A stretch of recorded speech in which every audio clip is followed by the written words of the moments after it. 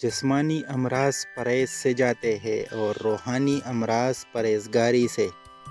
ہمیشہ سچے لوگوں سے دوستی رکھو، کیونکہ وہ اچھے دنوں میں سرمایہ اور برے دنوں میں محافظ ہوتے ہیں۔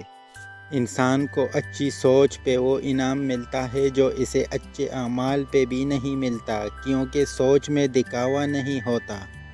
انسان کو اس کی برائیوں سمیت قبول کرنے والا ہی اس کا سچا دوست ہوتا ہے، کیونکہ خوبیاں تو دشمن کی بھی متاثر کرتی ہے۔ زمانے کا شکوہ نہ کرو بلکہ خود کو بدلو، کیونکہ پاؤں کو گندگی سے بچانے کا طریقہ جوتا پہننا ہے، نہ کہ سارے شہر میں قالین بچھانا۔ انسان بزدل اتنا ہے کہ خوابوں میں بھی ڈر جاتا ہے، اور بیوقوف اتنا ہے کہ جاگتے میں بھی اپنے رب سے نہیں ڈرتا۔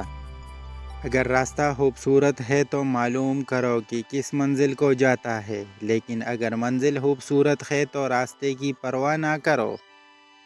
یہ بات ہمیشہ یاد رکھو، دنیا کی محبت سے رب نہیں ملتا، لیکن رب کی محبت سے دنیا و آخرت دونوں مل جاتی ہے۔ قدر کرنی ہے تو زندگی میں کرو، چہرے سے کفن اٹھاتے وقت تو نفرت کرنے والے بھی رو پڑتے ہیں۔